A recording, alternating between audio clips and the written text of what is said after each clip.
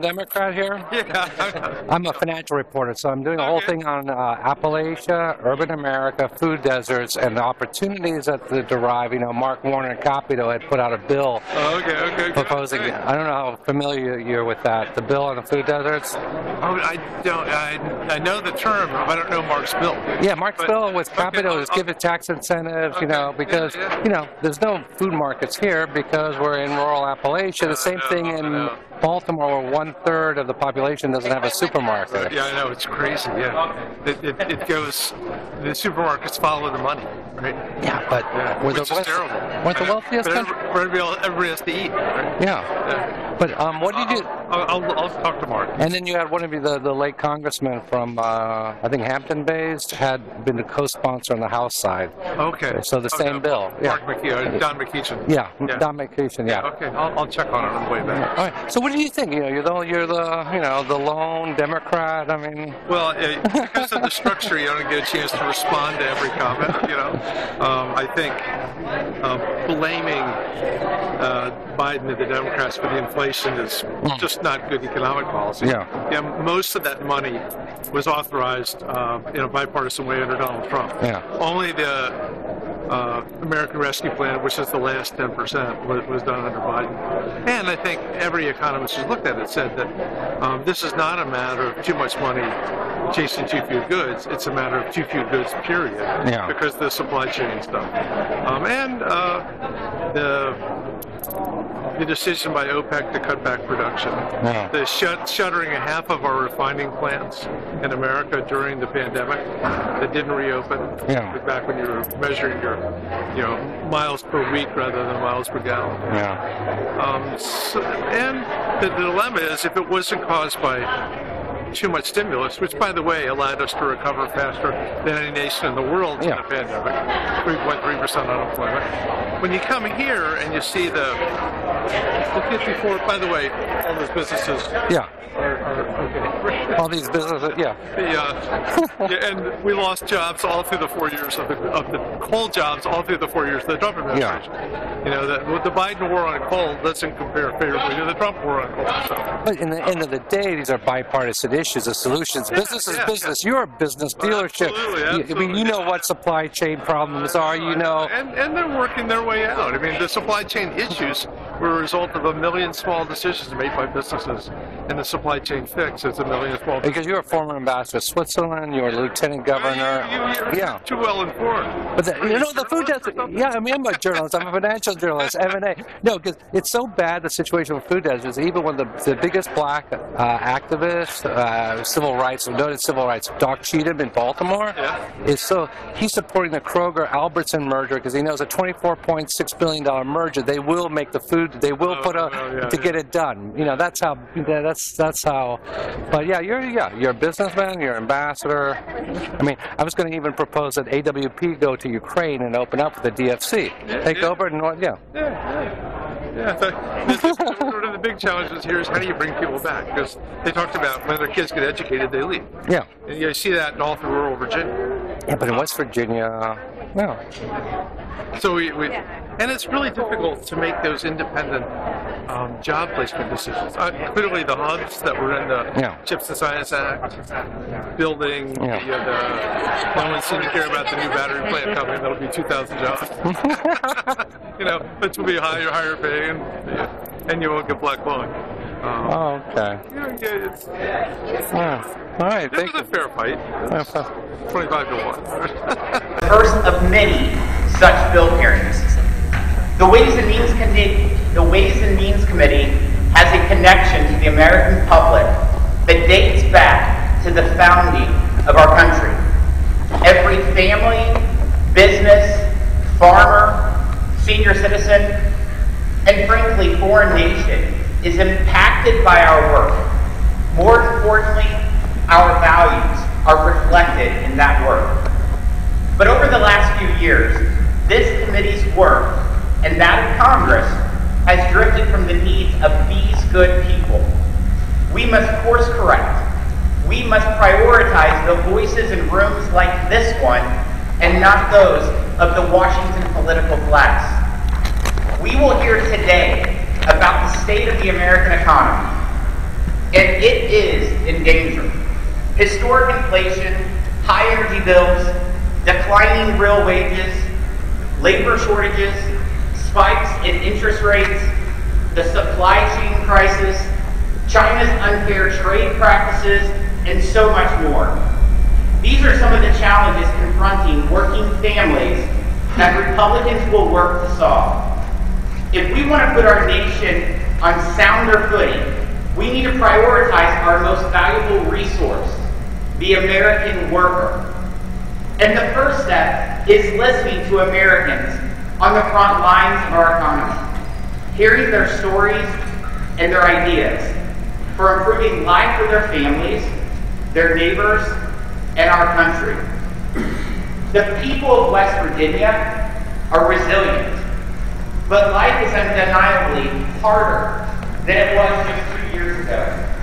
Communities like Petersburg have seen their voices drowned out by special interests in Washington, calling for more spending and more regulation that has fueled the fire of inflation. For many Americans, it feels like Washington has forgotten all about them. In West Virginia, the cost of living has increased 15.1% since President Biden took the oath of office, costing families a total of $7,000 and counting.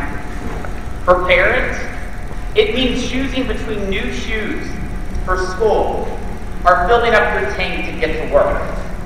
For seniors, it means figuring out each month whether to pay for groceries or the heating bill. Gas prices have risen 42% in this state since Biden became president. Up and down the supply chain, farmers, businesses, and workers are being crushed. In West Virginia, there are 2 job openings for every unemployed person. Across this country, too many Americans have been incentivized by misguided Washington policies to sit on the sidelines of our economy and miss out on the dignity and the paycheck that came from a steady job. For small towns, it can mean treasured local establishments shutting their doors from lack of workers. Today we will hear from Tom Blogger, a 25-year employee of Allegheny Wood Products, our host today. Ashley Bachman, a mom of 3 and local restaurant owner. Wiley McDade, a veteran and co-owner of a local distillery. And Jamie Ward, West Virginia native and a 30-year veteran of the coal industry. The stories of our witnesses, Americans trying to make ends meet and provide for their families, tell the real state of the union. When President Biden gives that speech tomorrow, he'll claim the nation is finally turning a corner on inflation. The same inflation he spent a full year denying, and which his chief of staff called a high-class problem. The truth is that inflation has risen 13.9% across the country since Joe Biden took the oath of office. Skyrocketing costs are even worse in rural communities, where inflation is 130% higher than urban areas, and real wage growth is 25% lower. And after increasing government spending by $10 trillion with a T, he will ask the taxpayers through this committee to approve a clean increase of his ability to borrow more. President Biden will take credit for falling gas prices. Few things could be more insulting to the coal miners of West Virginia and energy producers across the country than to hear the president take credit for their hard work. In fact, this administration is shutting down fossil fuel production while throwing billions at green energy projects run by the Democrat donor class. Who knows if President Biden will bother to mention the supply chains? Small businesses waiting for parts and equipment on back order know that our supply chain issues haven't been solved. The struggle means lost revenue for businesses, smaller paychecks for workers, and higher prices for families.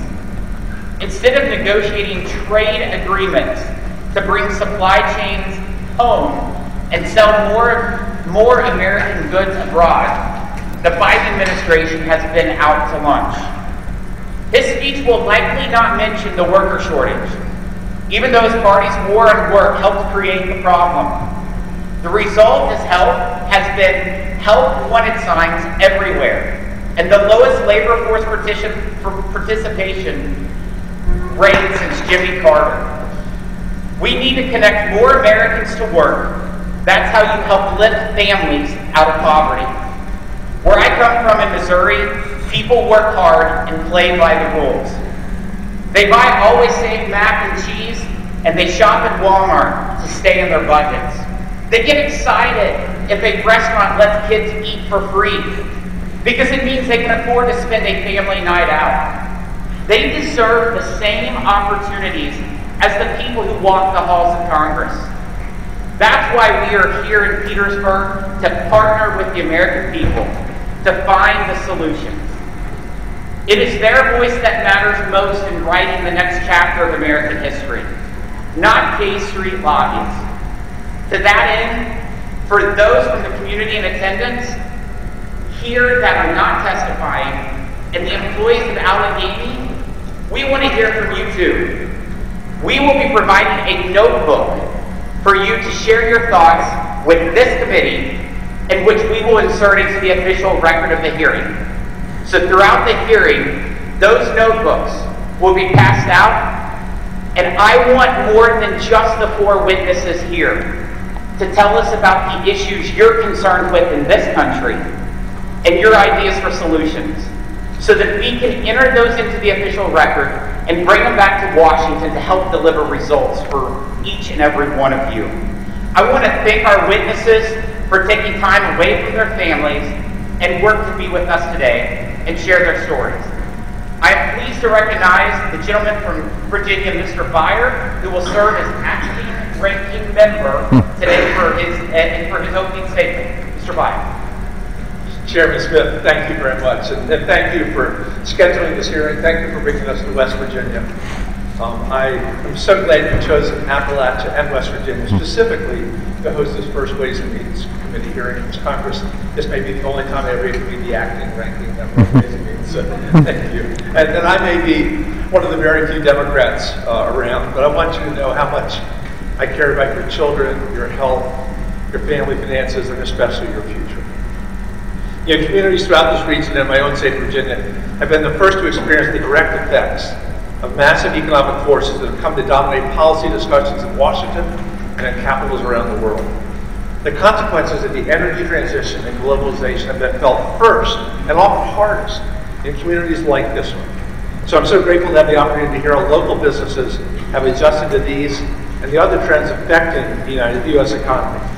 This is a particularly great time and place to host a hearing, since businesses, workers, and families in West Virginia are beginning to take advantage of the numerous programs recently passed by Congress and signed by President Biden. Despite the expectations of many in Congress, last Congress was historically productive, at least from my perspective, and delivered a series of massive investments for Appalachia and West Virginia in infrastructure, clean manufacturing, energy security, as well as R&D that will make the region well-positioned to compete in the 21st century.